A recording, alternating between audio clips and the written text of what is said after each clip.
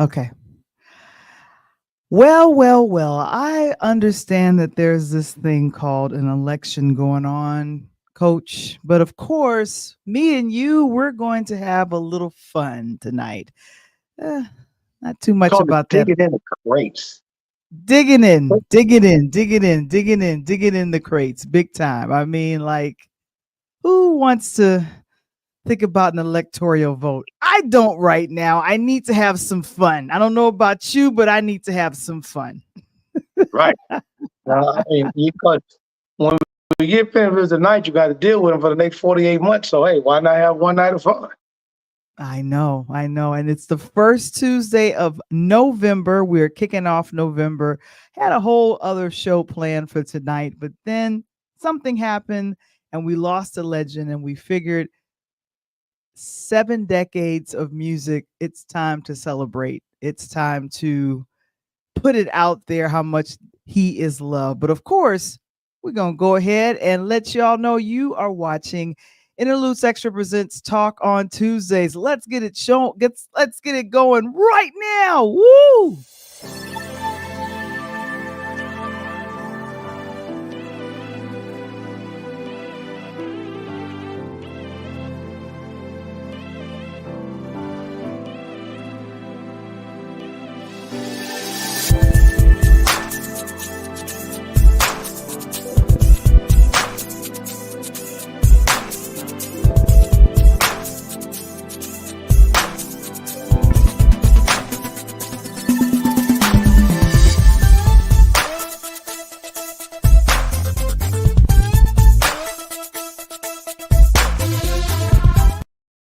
It's another Interludes Extra Presents Talk on Tuesdays. You're here with me, Val the Voice, and of course, Coach Well, Tony Coach Tony. Thompson. What's that?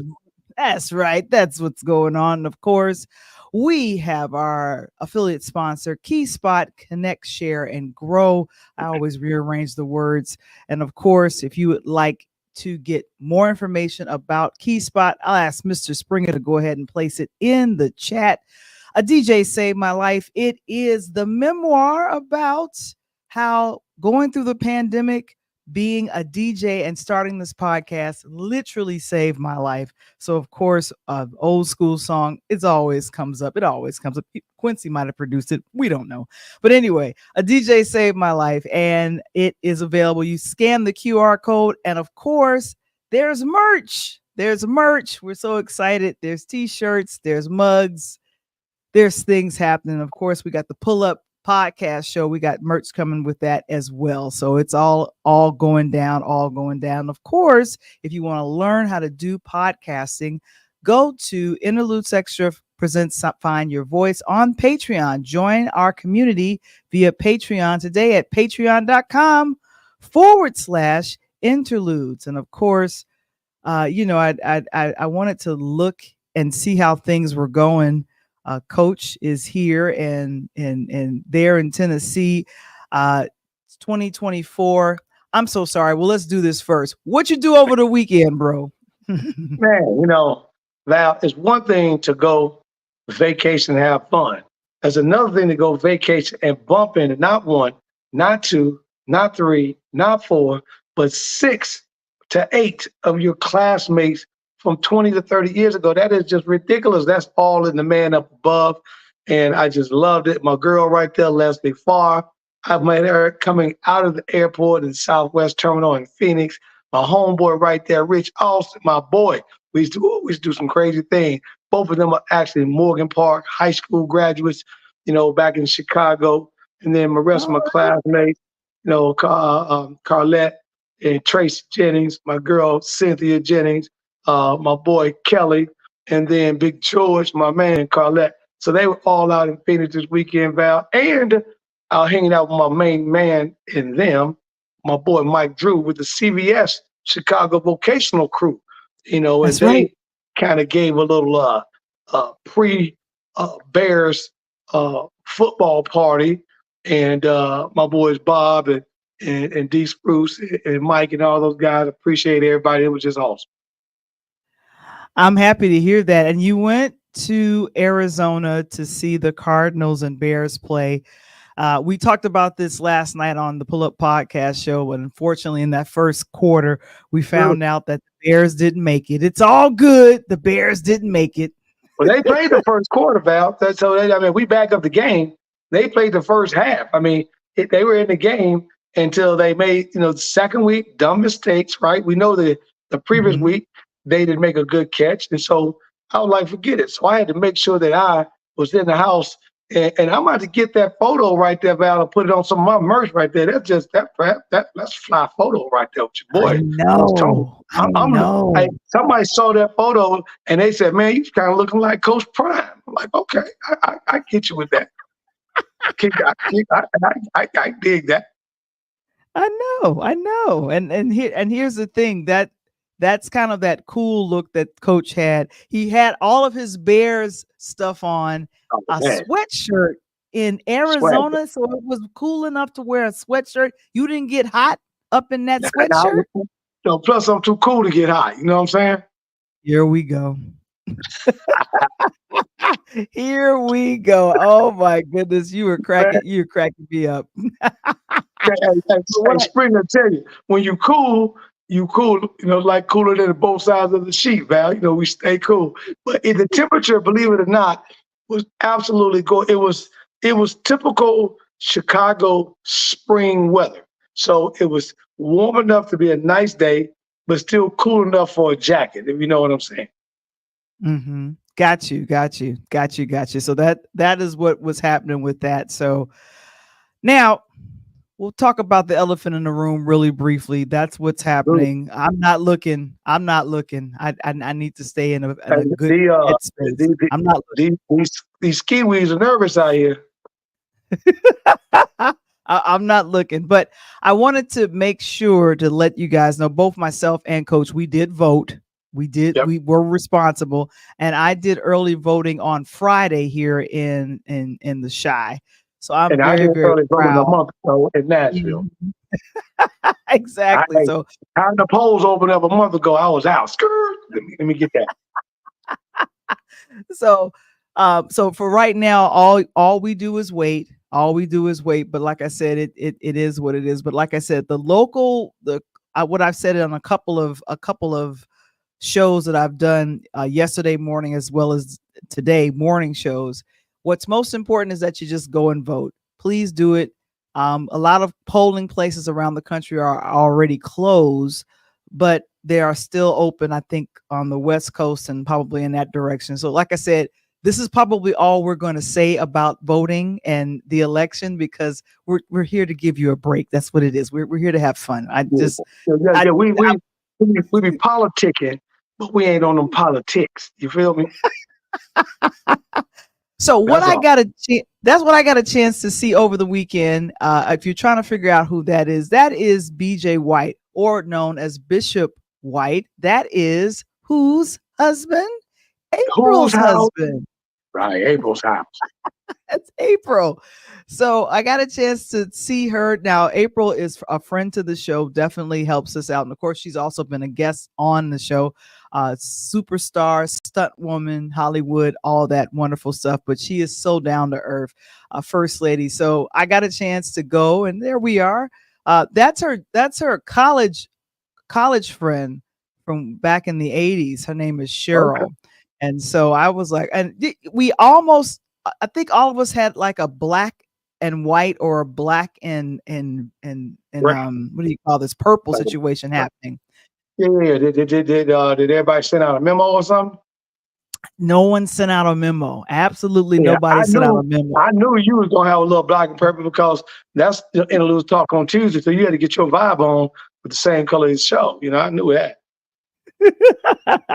So yeah, I'm telling you, that's just kind of that thing that happens, but definitely we really had a good time, and I can't find the other picture that I had, but like I said, it was good to see April here. I think they're literally on the way back to Cali like right now, and so I say thank you so very much, April. It was great seeing you on Sunday. Great Sunday brunch, just really a good time had by all. So that's what we're doing. Now, let me ask you, Val. Where were you guys at? What particular church? Where was it at? We were at Zoe Life Ministries on the west side. We were on West Madison and Side. Marvin. West Okay. side. Yeah, so that's where we were, and I've been there before. The last time I came to visit her there, her and BJ had to jet to the next situation. So I was like, oh wow, I'm sad that we didn't get a chance to hang. But we went to a soul food restaurant in Hillside, Illinois, on Okay. further west. So I But was just happy to off of what, just go 27? ahead and hang out. Oh yeah, somewhere in Hillside. So I was just really happy to be able to do that and to make sure that we go ahead and do that. But oh my goodness. So what I would like for you all to do, and thank you, Mr. Springer is on top of it. He's like, we're talking about doing what we do. I'm going to be looking at, we had a poll of some of the favorite songs that were produced by Quincy Jones, but when we go ahead and take a break, we'll be back. But I want to find out exactly what some of your favorite songs, and we're probably gonna shock you to let you know there are some music and artists that Quincy Jones produced, and you never knew he did it. What? Right. So tonight, this is an education night for those that know. Education. We here to teach. So we'll be right back after this. Hey, it's your main man, right back at you, coming live here from the Rise Studios, and it's your guy talking about what? Pull Up Podcast Show. What is the Pull Up Podcast Show? It's a brand new podcast hitting your airways nationwide, talking everything on sports, from baseball, basketball, hockey, and then I tell you, we're gonna have a lot of fun. So make sure if you want your questions answered, you want to have fun talking a lot of sports, make sure you pull up on me, because it's the Pull Up Podcast Show. It's the Pull Up Podcast. It's the Pull Up Podcast. It's the Pull Up Podcast. Pull up, pull up. Also, for those that want to learn a little bit more about this right here, oh yeah, that right there, that's the Rise, NIL, talking name, image, and likeness. Those having opportunities, getting paid, you want to tune in to it. Sports show, let's go. It's the Pull Up Podcast show. It's the Pull Up Podcast. It's the Pull Up Podcast. It's the Pull Up Podcast. Pull up. It's the Pull Up Podcast. It's the Pull Up Podcast. It's the Pull Up Podcast. Pull up. Let's go. I always get hyped. My nephew still got me hyped. Man, my guest, and I want to send thanks out to my guy, my coach, Spencer Richardson here in Nashville, tied to Vanderbilt University, for taking time last night out of a very busy schedule, Val. I mean, he kicked it with us in the gym. You know what I'm saying? That's like, on his job. He stopped a minute on his job and said, the Pull Up Podcast is that important. I need to jump on this. So I appreciate that. And I made sure I sent him the show to rebroadcast again. So he told me to tell you he had a very, very good time on the show, and definitely look forward to working with us and looking at some of his athletes down the road getting on the show with us as well, Val. That's a good thing. That's a great thing. I mean, I'm so grateful that he got a chance to come on the show and really enjoy doing what we do here, and said he was impressed and said, "Why are you guys doing all the graphics and stuff?" And I'm thinking, good gracious, there's a there's a lot that goes on. Exactly. There's a lot that goes on behind the scenes, and definitely doing what we do. I want to make sure, I think we are not streaming to Instagram, so let me go ahead and take care of that real quick. But of course, OMG. We lost another. This month's been a month of heavy hearts. I mean, James Earl, Frankie Beverly, Quincy Jones. I mean, you're talking about three of the high architects and Black African and male men, but you're really talking about two of the cornerstones of music in terms of Frankie and Quincy. Ridiculous. Yeah. And one thing that I thought about with Quincy Jones is and I'll tell people, I was the nerd that would read the album notes, and I'm sitting there like, I was fascinated with music. I was fascinated with vinyl. One shot that I love that I got that I want to make sure that I show is Quincy in the background. There's like a reel to reel happening behind him. I don't know where is that shot? I know it's in here somewhere. I don't want to go too far. There it is. There it is. There it is. How many people know what a reel to reel is? I had one. And let me tell you, Val, I had one, and we used to do in the basement, and that's the first time in my life when I originally started to DJ that I didn't have one turntable. So we used to connect the reel to reel, my old man's reel to reel. He used to get pissed because we would take his old music and splice it. For those that don't know about splicing, is basically we would cut scissors, a sequence of thing, and then you got to take a piece of tape.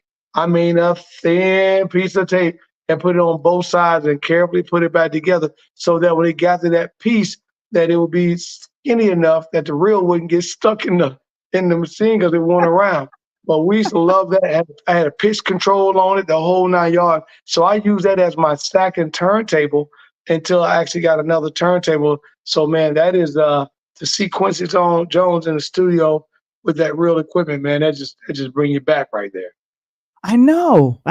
And so this is kind of the history that I know about Quincy, and this is me just kind of, thinking that. So he died 91 years young. I want to just say young, not old, but 91 years young. So he had been working as a musician since his teens. He was born here on the south side of Chicago, on the south side of Chicago, proud of that, but was raised in Seattle, Washington.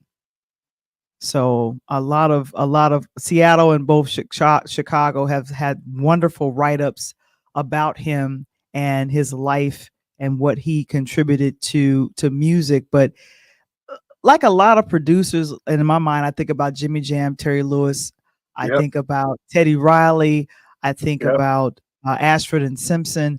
They were musicians. These were musicians. And when I say musicians, like they know chords, they could play by ear. They could play by looking at music. And Quincy Jones had an entire career before both of us showed up. When I say, I'm talking like the 50s. And it was all in the behind the scenes and the producing and production. Kind of like, with I just had his name in my head. It'll come back in a minute. Barry Gordy. Same thing. These guys are like behind the scenes in the production. And for Quincy, it was kind of like, as you just mentioned, it's kind of like, you and I grew up with the Jordan era, right? And then you get a young kid, they'll wear Jordan shoes, but they don't know who the hell Jordan is because they never seen him play. They just know that's a cool shoe and everyone's wearing it. But if you ask them about LeBron and Kobe, they can write a book about it because that's who they've seen. So to have Quincy, think about it, Val, have Quincy extend over 70 years, decades. He touched a lot of people. He touched a lot of people that he touched that left this earth before he did. I know. And here's the thing. When you are working with now what was popular and what was known back in the 50s and 60s was jazz. So we're talking Diana Washington, we're talking Count Basie, Cherry Iceman Butler. We're talking Dizzy Gillespie. These are some of the jazz greats that he worked with as a musician. And he was a trumpeter. Has anyone seen the movie Ray? Has anyone seen the movie Ray? Yeah, you better see Ray right now with Jamie Foxx. I don't know where Ray. I've seen Ray always. He drove down the street with his glasses on and drove around there. Go give me some to drink. I know. And Brian, he says, love Quincy Jones. Rest in peace. You will be missed. Most definitely. Yeah. And definitely. Speaking of that, as Kevin Springer just brings up breaking news, Prince's only sibling, Tika Nelson, just passed at 64 years of age. So that's breaking news, on the back of Quincy. So that's, again, the man upstairs is working. Is he now? Yeah, because I have to say that I think she was kind of still keeping the legacy going for Prince, keeping things going regarding the foundation, like she came up with everything regarding Yep. the what's the name of the thing in Minneapolis? It's a specific name that it's called. I forgot. But Oh, yeah, but oh, the I great just thing had now it. so she Nelson is 64. She's 64 years young. So I didn't realize she was that far behind in age of Prince. So interesting. There's a And I difference. think that's more of his half sister. Okay. If I'm correct, and I think that's the reason why. 'Cause, him and his mom and dad went through what they went through, and I think that would end up being his half sister once dad left. Oh, okay. So the cause of death is not disclosed at all, and they said that was announced on her on Nelson's Facebook page, and she said um, the family statement remembers her as a daughter of Maddie and John Nelson, and she's best known as Prince's sister, and worked to keep his legacy alive with his fans attending fan and industry events. Yep. So Was that Grand that's Slam? right. Yeah, Yeah. Grant. Well, no, Grand it's Slam. called something else, but I can't think of the name of it. But you're correct. She is a half sister Right. to Prince. So don't want to stay Correct. on that. But thank you so much for that breaking news, Mr. Springer. But and I was trying to grab her picture, but I can't. I can't do it all, so it's all good. Yeah, it's all good now. So our guy, Quincy, we're gonna go back before I even ask you guys. I'm gonna Mhm. a moment ago, Val just asked you to put in a tagline, send it so Kevin can put it up. Your favorite Quincy produced songs. And as you guys are thinking about that, I'm gonna give you tonight an education on even some of the records that you have no idea. This album and this group right here called Midnight Star, right? Now And I the need song you. on there, I need you to look at the. I need you to look at the notes. Look at the notes inside of the notes. okay, okay, I'm being funny. So like, okay, check this out. So I got this one. okay, So that's Michael. That's Michael Jackson's Bad. And so right. I'm gonna open this up, and I'm And the if Michael nerd. Jackson is bad, Quincy ended up producing, I think, Val, I know for a fact that Quincy's all-time top 25 list of history, 80% of that list is Michael Jackson. 80. I can't turn this. I can't turn this right. Okay, there we go. It's a little thing. So this was over 100 million seller. This is Thriller. But So one thing that I Thriller, will say, but one thing, let me jump to how did Michael Jackson encounter Quincy Jones? So this is how I got to know and learn who Quincy Jones is. So let me make sure that I do this first. Here we go. So there was this thing called The Wiz. It was right. a movie, a movie that came out in 1978. I was about 7 or 8 years young, and so there's my favorite scene in the film, and one thing that I'll say about it is, and I'm gonna quote from. I went on Quincy Jones's IG page. I know somebody was working his IG page, which is wonderful. He talked about doing The Wiz and where it was shot. So if you guys can see this, everybody is in gold. That was the last scene, and he's playing the piano. What was very unique about this scene is that he turned around, broke the third wall, and looked directly at the camera. And then he smiled. He was playing, and he went right back to playing. And I was thinking, why would they focus on this dude playing the piano that I didn't see any keys? I just saw him going in, just playing and stuff. So come to find out, Quincy Jones produced the album, the soundtrack for The Wiz. One of many movie soundtracks that he had produced, but on that set is where he met the Scarecrow, aka Michael Michael Jackson. Jackson. Yeah. So what you got? I mean, I love that, and before I even move away from that, Mm-hmm. Val's Thriller only ranks number 18 on Quincy Jones all-time list of top, lists that he produced out of that. And the Mhm. Thriller album was just phenomenal. The one I really enjoyed, which I love even dropping of all times, is that, I didn't get a chance to pull it out. Matter of fact, sitting right next to me is Billie Jean, which ended up at number one of all Wow. time Quincy produced record. But the one that threw me more than anything, Val, that I didn't even know, and you guys may or may not know these guys right here, but old school. He produced the Brothers Johnson, Strawberry Letter 23.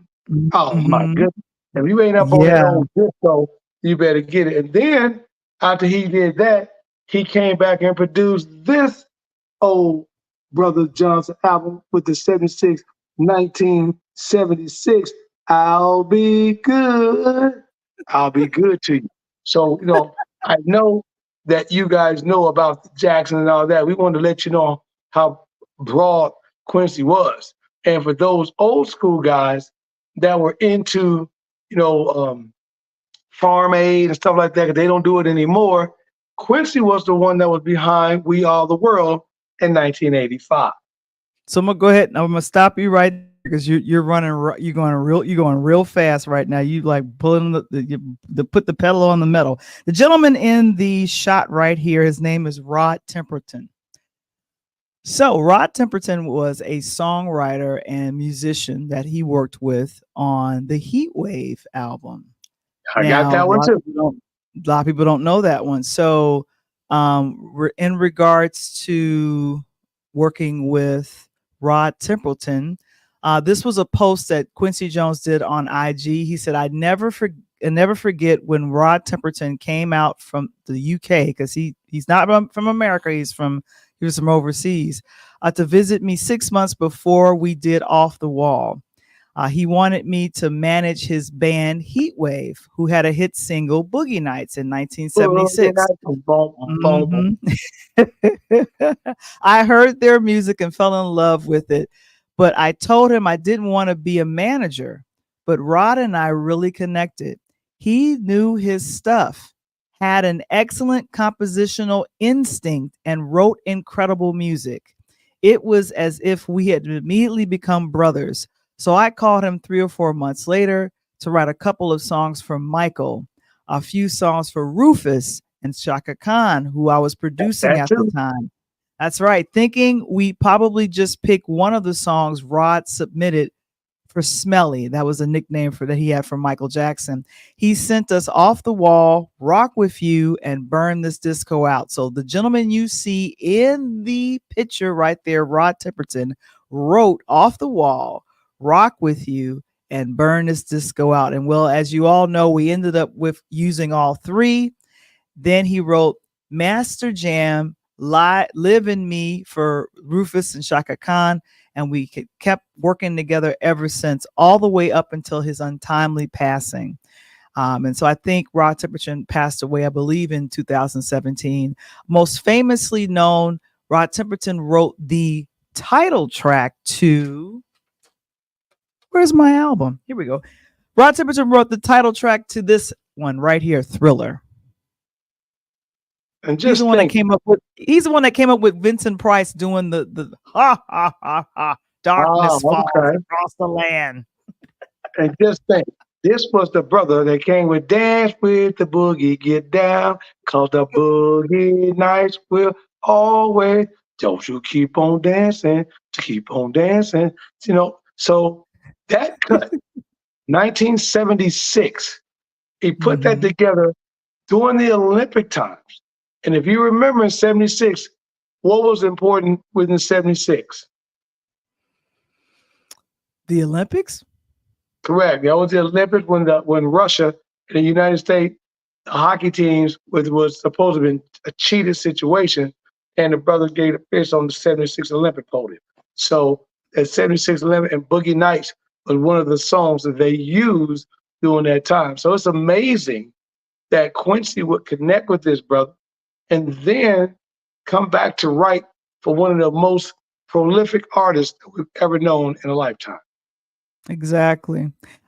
He was known as Q in a lot of circles. And if Yep, you see here, Michael, this was in the 84, 85 Grammy cycle. I love that Michael, chat. I think, won 8. Yeah, Michael, Michael had won 8 Grammys. Quincy had been nominated for 80 and won over 30, I believe, in his illustrious time. But the jazz music that he's known for, um, how many people remember Austin Powers? Come Just on think now. about that. I mean, so and I put up in the in the chat that one of my favorite songs from that was produced by Quincy Jones is "Don't Stop Till You Get Enough" by Michael Jackson. And I don't know, I forgot who wrote that song, but definitely I see Rod Temperton did the other songs. But my goodness, it amazing. That's from The Wiz, that part right there. If we could play that scene from The Wiz, oh my goodness. You got well, he didn't do that one. Quincy But Jones didn't do that one. he got one song he produced on here, on one track that he produced on here. What's the one track he produced on that? Because I got that one too. He got that "Shake Your Body Down to the Ground." So that was Quincy Jones? Yeah, I think it was. I can double check. I don't think it was. I think that was the Jacksons. I think Michael exclusively worked with Quincy on his solo projects, and that came out in '78. That album, Okay. Destiny. Yeah, but I don't Yeah, think Quincy worked on that one. I don't think Quincy okay. worked. I think he worked exclusively with Michael on his solo projects because they met on the set of The Wiz. Wiz, which is really exciting. Dionne Warwick here with Henry Yeah. Mancini, "Walk On By." That came Walk out in the on 60s, by. the original. Yeah, yeah. I didn't know that. And then of course, Frank Sinatra, "Fly Me to the Moon." Yeah, I that's didn't gonna know he always be wrote a that cut. song. That's gonna always be a cut. I didn't But know. that's gonna be an old school Vegas hit forever. I didn't know he did that. And of course, he's also responsible for producing and getting Will Smith hooked up with the Fresh Prince. Now, unfortunately, Quincy Jones, he was born in Chicago, raised in Seattle. Guess where he passed in Los Angeles, outside of Los Angeles? Where is that? Bel Air. Oh wow. Yeah. And So I the just Fresh finished Prince. watching. I just finished watching the show. Exactly. That's all I was doing was That's watching funny. the show. That's a hell of a coincidence too. You know what I mean? I totally forgot about. It was Quincy Jones the third, his only son. He has 6 daughters and 1 son, and his son worked on the Fresh Prince of Bel Air. And I think this was also a lot of these pictures I grabbed from Quincy's IG page. I wonder if he going to. I wonder if the son, because they got through season 3. I wonder if the son's going to write that piece in to season 4. Because I'm waiting on this Fresh Prince and Jazz to do their thing the way I know Jazz and Fresh Prince grew up and what they did. This show here, I don't know what the hell they doing, but hey, I got in it. You know, when them shows you get in and you can't cut it off, Val, that's what happened to me. Yeah, exactly. And like I said, he's worked with so many different people, and and of course, I forgot he worked with Stevie Wonder. Come on now, you got to know he worked great. Yeah, and he I think he did what, Master Blaster? And Stevie Wonder was not too. He would sing backup vocals. He's one of the people singing backup vocals along with Michael Jackson on Quincy Jones' The Dude album. Quincy Jones used to come up with these compilation albums when he was recording music earlier. He would do all jazz, have different jazz musicians, but then in the 80s, I think The Dude was like the first album, I think at 1980. That was when you heard "Find 100 Ways." You had James Ingram, Patty Austin, and those guys would sing background on other albums. Like they were studio singers and musicians because, Quincy did a lot of that early in his career. Oh man. And then for those that think they got these nice hip hop songs, you better go back and look at where you got the sample from. Oh yeah. Now one of the songs, Boom, boom, it's boom, called boom, it's boom. called it's called I can't Vilas. forget it. Yep. Yeah, that song, Vilas. Do do. It's instrumental. Do do. So get on up now. Yeah, Yeah. you can't sit down. That's a was that Yeah. Jodeci, but that's the Joe, sample of Quincy and Jones song. look at Michael McDonald. You know, yeah, boom, boom, boom, boom, boom, boom. I keep forgetting. You Did know, he produce that one? yes. I did not know that. So, and that's been sampled at least 10 times. I know. Oh my goodness. And, But like I said, and mhm, I was gonna say, and what you just said a moment ago, isn't that kind of unique? What you just said, he come out with these compilations, and this is way before compilations was even being done, Val. And exactly. he he infused it with jazz and these tremendous R&B guys. So that's phenomenal. Yeah, and I was trying to get to the "We Are the World" picture because that Yes, was oh, let's stop and talk about Oprah. my Now girl. Oh, Oprah, that's what she had. That what she had over both below fly.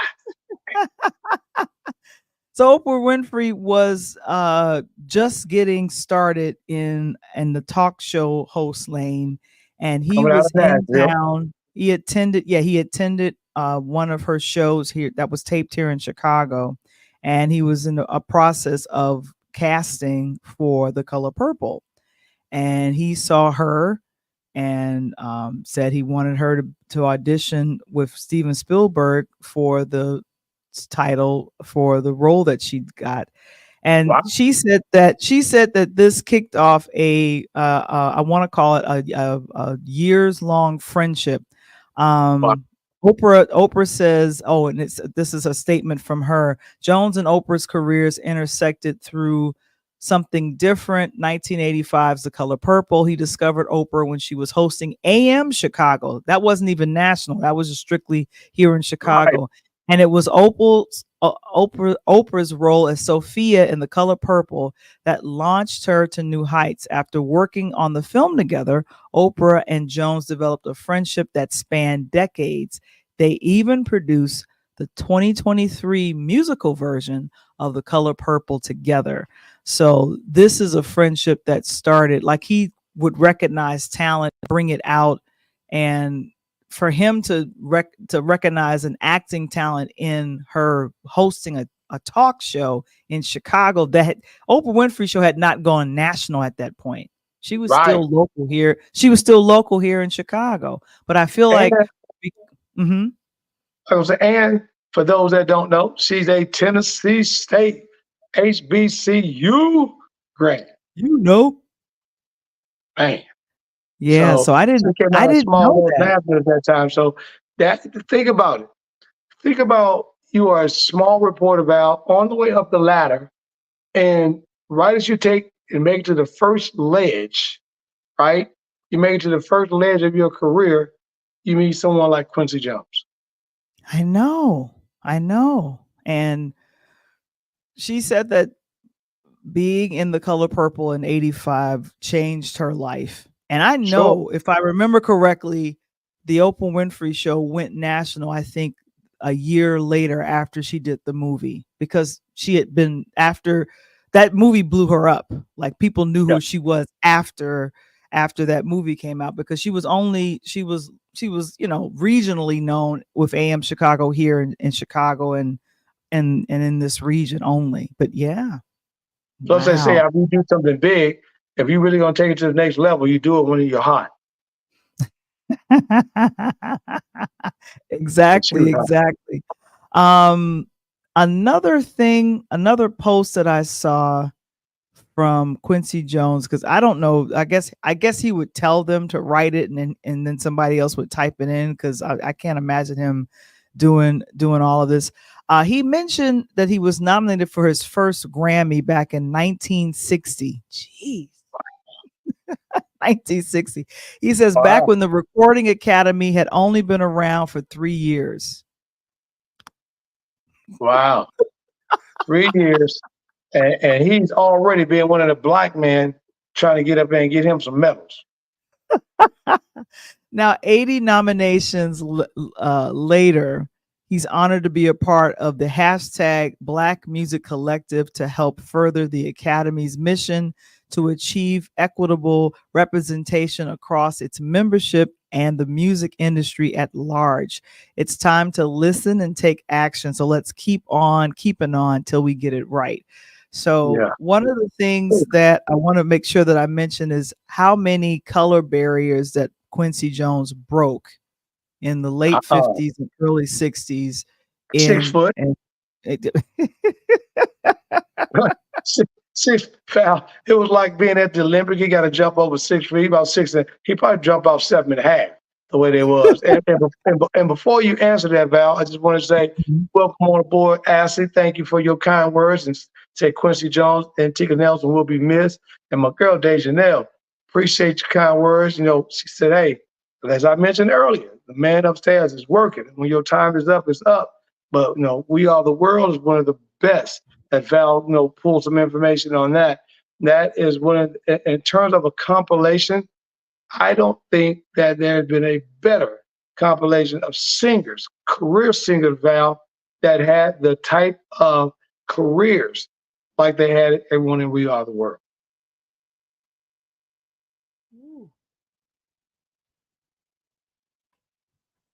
Sorry, I was trying to make a picture bigger. I gotta No, get it's all somebody to good. help me with this. I'm sorry. So this was one of his posts on IG, and this is Quincy Jones or his people. I'm just gonna say it was his people that did this. It's just Colorberry. man. This was a New York Times post that happened back in the 60s. And let me see if I have it here. Oh I yeah, like here we go. that group, the 20-piece band. I like that. Exactly. Thank you to the New York Times for sharing this. Much to our collective disservice, the US and Germany are two of the only countries without a minister of culture. And this communal unattentiveness to our roots has been detrimental to our individual and collective understanding of identity. Oftentimes, people don't know who they are because they have no frame of reference. Well, I'm telling you, everything is based on what has happened before us. And if you know where you come from, it's easier to get where You know you where want you to. go. Exactly. Rugrats and adults alike need to know where you come from. Plain and simple, big bands, bebop, doo-wop, hip-hop, laptop. That's all sociological. The bebop to hip-hop connection is about being aware. More specifically, being aware that all of our music springs from the same roots and it informs much of what we call mainstream music today. Dig deep. It's time to learn about music, about life, about our roots. So this was written back in, Right. I think, Jones at this time was 28 years young. No, I'm about to say, you see how young he was, and you see, and that statement, Val, that statement for all you guys that are listening, that statement will still resonate today. Right. Word for word, if you were in a studio with someone like Dr. Dre, right? Or someone of the big producer, Rick Ross, DJ Khaled, you made that statement today, they could take that statement and blow it up on social media, and you would think that Val's a superstar. Look at the statement that she gave. Because that was a statement some 50 years ago, and it still resonates today. Crazy. Exactly. And like I said, he was definitely a champion for helping other musicians, and his bass and where he started as a jazz trumpeter, he ended up being a composer. And I think when I looked at his self-worth, I guess how much was Quincy Jones worth at the time of his death? $500 million. That's how much he was worth. But I felt like it should have been more. I do too. But it's funny, Val, when you say that, when you see these artists at the end of their career, whether they pass away or unfortunately get locked up, and you see some of these artists, you're amazed that the money, and even some athletes, at the Kareem Abdul-Jabbar's, right? And the Dr. J's and stuff, you find out that the money that they got should be way more than it is, and it's not. And, this is why artists today, even though they're making smaller songs, faster songs that don't sound anything like, the old school, but they're making boatloads of money because of the way the music is produced. Remember, you and I talked about this about 5 months ago. If Quincy Jones made an album, a Michael Jackson album, let's say, for example, the Thriller that you mentioned, I could go spend $9. That's probably what you bought for the album back in the 80s. Just go spend $9 to get that album. But I not only got Thriller, I got everything. And I think on that album, got Heartbreak Hotel, got a couple. So you get everything. But nowadays, these artists are putting out one single, 99 cents to $1.99 on Tidal or Spotify or whatever. And they got to sell 1 million copies, as Snoop Dogg say, just to make how much that album costs. That's crazy. I know. And did you have an A&R team like a Michael Jackson? Because by the time we got to this album, I don't even know if that's a real bear or something. What is that, a little tiger? That's Michael. That's a real tiger. But look at that album. Here's what's so funny. Now that's the album that you got. There's Thriller, and you can open it up. I mean, and here it is, the album from Destiny that you can open up and look at them. Oh, that's when Michael was still doing his thing. And that's and of course, I've been listening to a lot of Jacksons because of Tito's recent passing, and so yes, that's breaking my heart as well. But I'm like, Michael was able to truly establish himself as a solo artist with Quincy Jones's help, big time. Sure, exactly, and that's again like Oprah Winfrey, Val, being in the right place at the right time. Yeah, right? You remember Bad, right? Come on now, who's bad? Look again. I totally forgot about this in the opening. And you can open the album, but they don't make that no more like that, Val. You're not finding albums that people you can't find that no more. Can't. And so and like I said, I was the nerd. Like, do you see all of this? I was the nerd that would read through who was the musicians here, who wrote and produced stuff. Let's see. Yeah, produced by Quincy Jones for Quincy Jones and co-produced by Michael Jackson. He had his little feet there. You can't see it, but dude, I nerded out on these albums back in the day. I'm sorry. I'll tell you, it was just I nerded out on like Rick James. I'm busting out on a serious phone. It's busting out. My bad. I gotta bring it back. Oh my gosh. So Janelle said, We Are the World. There's a wonderful documentary. I don't know. We talked about this when it came out months ago. Me and you, Coach, we talked about it. And I think it's called The Greatest Night in Music.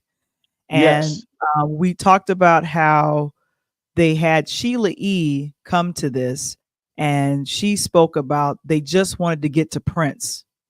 They didn't really want her. They wanted to get to Prince. And she realized that they didn't really want her. And she felt some kind of way about that. Right. And then there was a couple of musicians that were completely nervous and I really couldn't sing through their parts. And there were people like, kind of pacing them and helping them get through it. But Quincy was very, I want to say, like, we're going to do this in one night. I don't know how he organized it, but he had them do all of the chorus, I think, first, and then he did all of the solo things later. And so, to kind of hear the couple of takes of what we know, I think Cyndi Lauper going into another part, and I was like, oh, I didn't know it sounded like that before. And he was like, do it again. That's incredible. I mean, that's kind of like, you don't get a chance to get involved. So that'd be just like somebody asking you to get to me. Like, oh, that's my man's in them. But you can't get to Coach Tony without talking to me. You know what I'm saying? So it just gets to be a situation. And again, it goes back to what I just mentioned a moment ago. think about this, the one of the greatest nights ever. You and I talked about it. At that time, we probably didn't even know Quincy was sick then, Val. Right. Right. Because he was probably, I don't know, just kind of going through it or whatever. But I think his daughter, and I want to get to that, Rashida Jones, was the one that came up with the Quincy documentary, and that was done about six years ago. But of course, this is him with, I think, Rashida when she was a baby, and I Yeah. think this is Peggy Limpton. I think that's either her second or third wife. I'm not 100% sure, but Rashida definitely. I think she's the most famous of the seven siblings that Jones has. I had a family photo of everybody, but I couldn't grab it fast enough. Now, But what is she doing? Is she part of the legacy of his foundation and keeping it alive? What is she doing?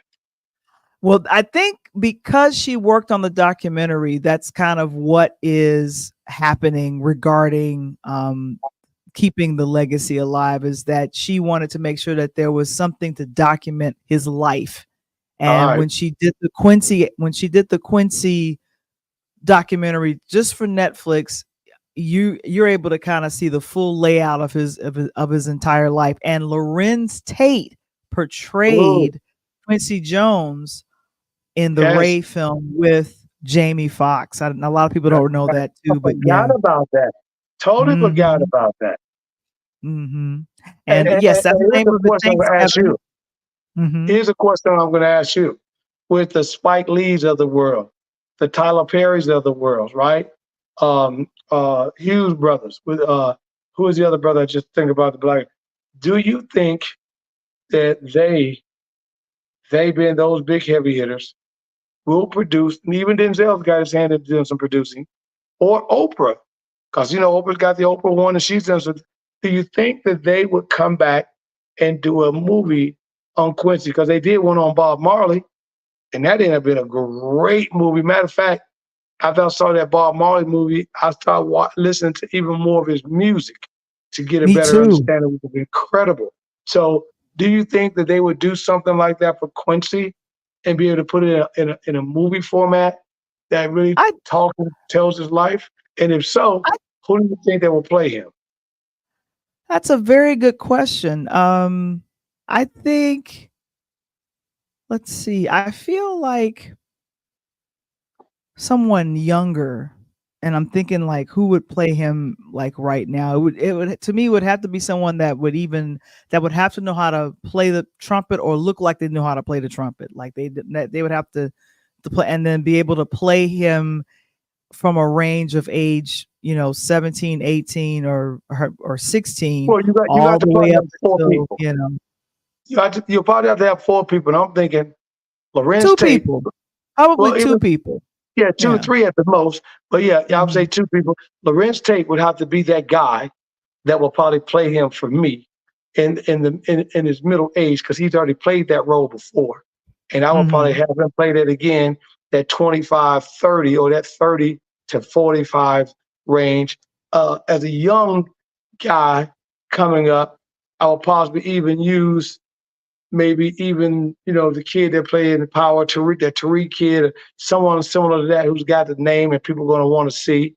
And then for the older Q Jones, I don't know who would play the older side of him right now. It would be very interesting because then you have to lay out the later part of his life. You know, Right.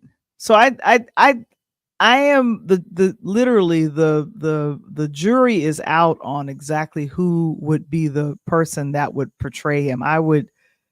There's a lot of people that come to mind. Lorenz Tate did a great job of portraying him in the film Ray. I do remember that. right? I meant to get a picture of that, but I didn't grab that fast enough. But definitely, I feel like there's a couple of young actors, some of the actors that I saw on some of the Tyler Perry shows that are currently Yep, popular and hot right now.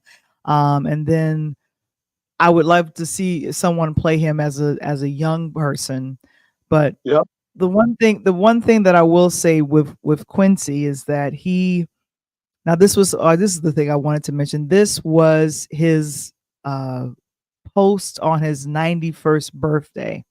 Wow. And I want to make sure. I don't know who took the picture, but I think this picture is just really, really. Now, wait a minute. Now, Kevin Springer says, as probably an older Quincy Jones, Jeffrey Wright would be perfect. I think Jeffrey Wright would be brilliant as Quincy Jones, especially in the latter half of his life. I think Right. that would be Yeah. wonderful. And Because so, you have to break his career down.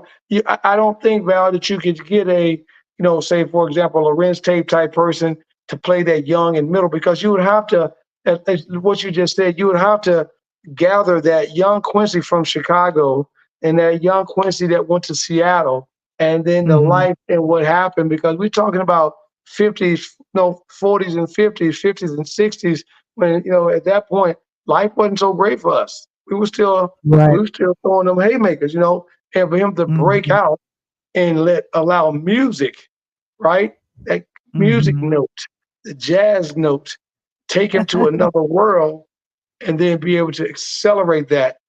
That's phenomenal. For more than he's been involved in music than some of these people been from day one to their lives.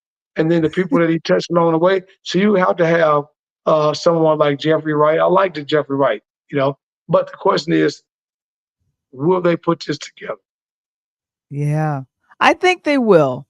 I think they will. So this is what he says. You can't quite read it in because this is kind of tiny. So I made sure I made it bigger for myself. He posted this when he turned 91 back in March. This life that I've been blessed to live is not one that I take for granted. As a little black boy growing up on the south side of Chicago, making it to 91 wasn't even a dream because it Right. never seemed possible. But I stand before you today. I am grateful for every person who lent me a shoulder to stand on, from Count Basie to Nadia Berlanger to Joseph Pohl, to all the individuals who told me I was worth another day. To all y'all out there, never underestimate the positive impact that you can have on a kid's life, because it just may be the difference between them making it to 19 or 91. There Thank you go. you for all the beautiful birthday wishes, and I pray that I can continue to pass down what the greats have given to me. Keep on keeping on. You know I am. Wow, that is Quincy Jones. um, Quincy that's Jones. amazing. And I heard Mhm. someone today speak. I listened to this podcast, and they spoke and said pretty much what you just said out of Quincy's mind verbatim, is that doesn't matter where you end up laying your head at, but it's where you're Mhm. from that you can always, transition to or go back to. And as much as he did on the West Coast, that note talks about him being a young black kid coming up in the city of Chicago. And we already Mm. know his brother came up during the time in Chicago, talking about during the '63 Democratic Convention when they burnt the city down, all the other stuff that was going on. And like you said, Right. just to come out, Huey Newton had been to the town, the Black Panther was prevalent there. So him to come through all of that stuff, and again, Val, that music note, that jazz note, that music, put him in a different realm and took him away from that, and then be able to not only take him away from that, to then excel in that, and then become one of the best people that we know as an African American musical figure. Man, Yeah, let's relax. and I tell you, the education that he gave me as a child, and I got introduced to him at age 7, age 8 through the Wiz. So every time I think, and I wouldn't be seen green, wouldn't be caught dead red, cuz like that is rolls off my tongue, and I'm walking. I used to walk and mimic what the dancers were doing. Oh, I'm like, okay, I got the dance going. I'm doing my thing. But what was iconic about that scene is that it was shot in the former where the World Trade Center used to be. Yes. because it was shot in the 70s. So when I moved to New York and rewatched The Wiz and realized where they shot, I was like, oh my gosh, they shot it right over here. Wow. I only had a chance to enjoy that site for a couple of months because I moved to New York 3 months before September 11th. So sometimes when I watch that scene, I get a little emotional because I'm thinking like, wow, you took away some history that's been recorded. And because I was trying, did they shoot that at the Trade Center? Yes, they did. The former World Trade Center. So Ashley, thank you so much for saying that. Thank you. And you know what is important about that, Val? You kind of referenced to it earlier, and that is when we are musical artists, right? The Michael Jacksons, the Princes of the world, you have a greater tendency, right, to remember those because they were in front of the stage. They were performers. But when you got the Quincy, Jimmy Jam, Terry Lewis's, who are behind the scenes, right? Dr. Dre's behind the scene now from a younger kid, but he was in front of the scene as he rocked off. And that, you know how difficult that is when you're the man behind the curtain that really nobody knows, nobody sees. The good, really cool part about it is that you can walk down the street in public because only a handful of people really gonna know you. They know your name in black and white, but they probably never seen you. But when you get to be an icon like Quincy and you've already been out there, you've been around the places, you got your kids, again, this is one musical figure to me that will be very, very, very difficult to replace. And I don't think that you will see another Quincy Jones ever come through our lifetimes or possibly our kids' lifetime that's going to touch that many artists only because the way the music has changed today. Yeah. And there's a lot of people that's, I feel like a lot of producers or people that work behind the scenes um, say that Quincy Jones is an influence on what they've done. You talk to Jimmy Jam and Terry Lewis, they mention Right. Quincy Jones often. You talk to a Missy Elliott, she'll mention Quincy Jones because she's done a lot of stuff behind the scenes. You talk to a Teddy Riley, you talk to a Babyface, they'll tell you that Quincy Jones was someone that they emulated. And of course, we have only literally scratched the surface of all of the music. But I tell you guys, for the folks that are, around myself and Coach Tony's age, if you go back into your record collection, or you could do the research online, I bet you some of the music in your collection was touched or produced or sampled, and it's Quincy Jones. And that's, again, Val, that's why I love, you were laughing as we were getting the show started tonight. He's like, I hear you over there, because that's why I love the vinyl. That's exactly why, because I can physically go touch a Quincy Jones album, put it on, and listen to it, right? Clean up the house. I don't have to say, hey, such and such, play this and that. Hey, blah, blah, blah, turn it. I don't have to. I got the album, got the vinyl. And for those that don't know, as of 2 weeks ago, vinyl is making such a huge return that they're predicting between now and 2030, vinyl will be back as the #1 purchased product for music again. Do you see how shiny Michael is? Man, Michael is 40 years young, because I've had this since I was blah, blah, blah, blah. Hey, I got it, but my Michael ain't that shiny. Michael ain't that shiny. You've been working him out. You've been working him out. He's shiny, but he ain't. He's still, I still got his shine. No, but I got him where he had to pick his, he had to pick his Jerry curl out a little bit on there. You know what I'm saying? Mike had that fresh curl. But I have to say, of the 3 albums that he did with Michael, this is ironically is not my favorite. My favorite is Off the Wall. Yes, by far. Again, exactly. Off the Wall is my favorite. Yeah, I don't live off the wall. We live in off the wall, off the wall, off the wall. I'm telling you that, and I love Can't Stop Till You Get Enough. That was done, man. Can't stop till Mhm. you get it. Now keep on till the folks don't get it. Man, I'm telling you, And Michael mhm. Thompson. Oh my gosh. And wanna be starting something off a Thriller. Oh, you wanna A be Pretty start. Young Thing. Did you Yep. know Latoya and Janet did backgrounds on Pretty Young Thing? Yes, I had read about that prior to. And don't forget about Rock with You. I want to rock with you. I want to rock with you. Is dope. And that was Rod Temperton. That's one of the songs that he wrote for Michael. But like I said, this has been, I want to say, I love being able to celebrate someone like this. So for the Jones family, I just want to pray for you guys. To us, we're just grateful that your father left so much music for us to enjoy for Yeah. decades and generations to come, because his music career spanned 7 decades. Not one, not two, but 7. Again, And Val, that's the gracious. real OG. And you don't have to worry about explaining who I am. It's like the old boy said, Google me. You know what I'm saying? Because Quincy is Quincy. And I'm just hoping that the kid, now here's a, oh my God, Val, I just thought about something. And I know I'm What going you to have to do it. And I'm about to send you pictures.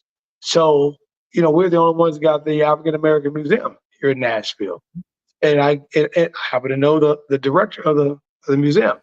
I'm gonna try to reach out to him. I guarantee you, they're gonna probably do a Quincy Jones compilation someplace in the museum. I guarantee you that.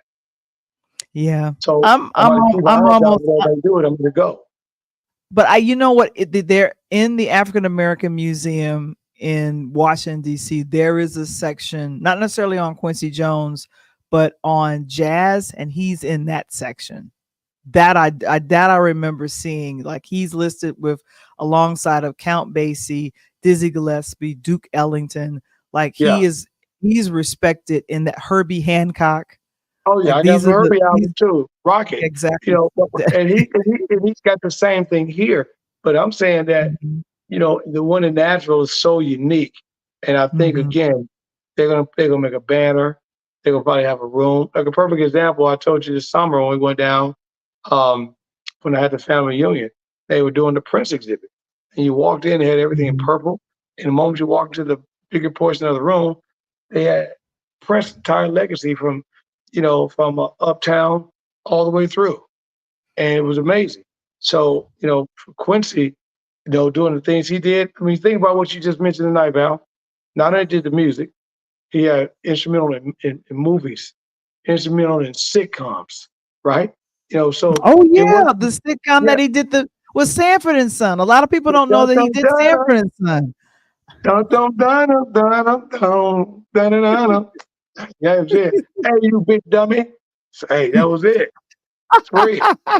Red Fox, bless his heart, bless his soul. So Mhm. again, and I thought you were going to mention that earlier, and when people, you can't put that Sanford and Sons theme on to any older person who don't know that. And you don't even have to Mhm. know Sanford and Sons coming on, but you hear that theme, you know that's Sanford and Son, and that's Quincy Jones. Exactly, exactly. And I think that's what, like I said, that's what makes it phenomenal that, you know, Quincy pretty much, I think he produced and did over 20 scores for films. And Henry Mancini was the gentleman that introduced him into the front film world, and that's why I made sure to mention his name with that. But we're gonna wrap up. Coming up Yes. on next week, it's the Pull Up Podcast, a Pull Up Podcast show. Let me go back. What you got going on for next week? Again, as we talk to everybody quarter by quarter of sports talk on the Pull Up Podcast show, I'm going to go ahead and throw this out there because it's happening. We just got to lock a date down. Continue to watch the Pull Up Podcast show as you continue to watch Interludes Talk on Tuesday, because I got the man himself coming through the house, and I've got an okay from the one and only Mr. Chicago Bulls, Mr. New York Knicks, and Coach Bill Cockright. For those older guys that know anything about who Bill, but if not, I want to give you an opportunity now to let you know that he's coming on Coach Tony's show. Pull Up Podcast Show, but I want you ready because I want to make sure that we enjoy his time and we make sure we use his time wisely.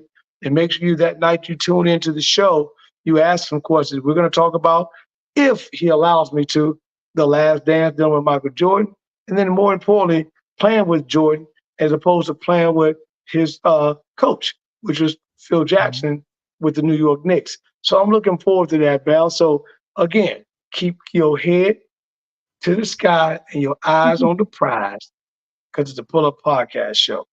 That's every Monday at 8 p.m. Central, 9 p.m. Eastern. You want to make sure that you go ahead and do that. And of course, in September, I got a chance to talk to this young lady, LaKeisha My girl, Mosley. Keisha.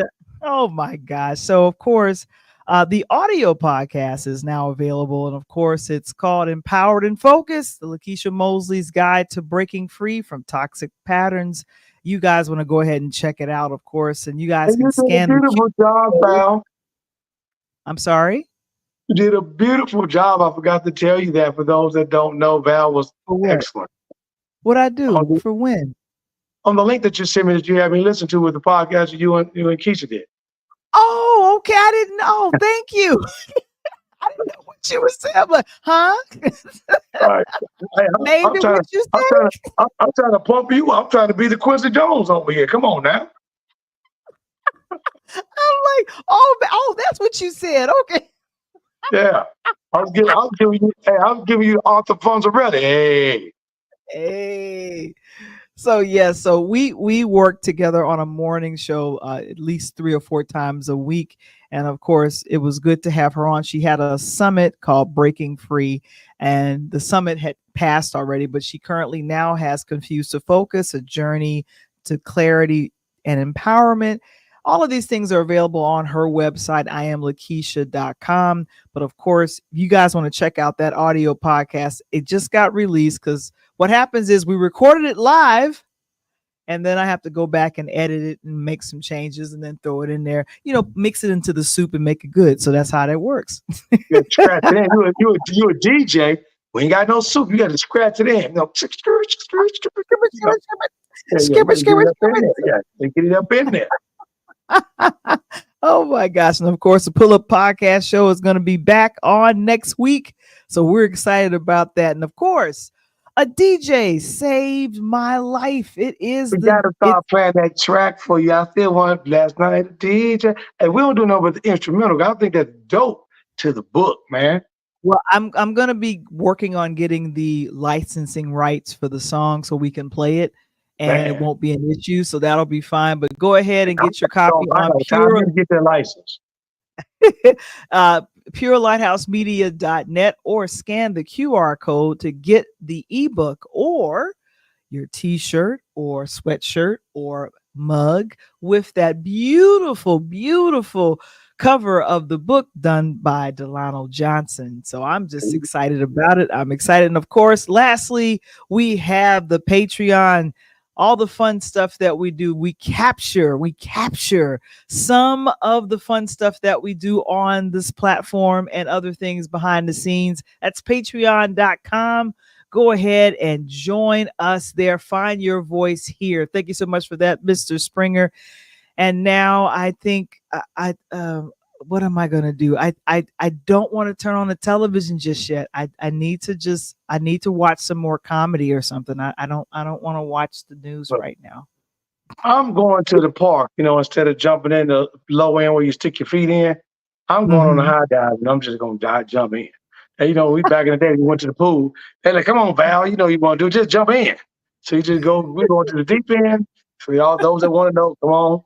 If you can't swim, don't jump up in here because I only got room for one. I may be able to get one of y'all out. I can't get everybody out.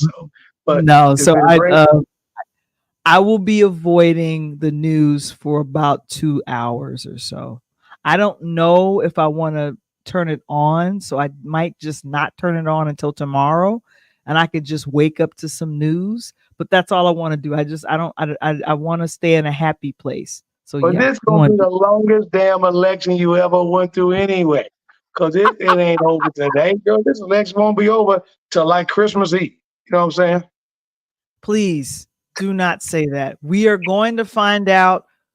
We're going to find out who our next president is at least by tomorrow or Thursday. It's not going to drag on. It's going to. Now, I'm We're going to be predict fine. it. Here's how bad betting is, right? Do you Mhm. know that you could go on FanDuel or MGM for promotional purposes only and place a bet on the date? I predict that it's Tuesday. I predict you won't know who this presidency is possibly until Friday or maybe next Monday or Tuesday. No, I'm predicting Thursday. Okay. I'm predicting Thursday.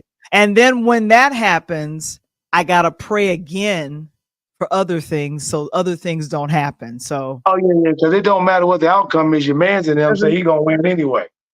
Exactly. Oh boy. So anyway, we're done. We're done. We're Great. we're out of You here. know our word. Peace. Peace.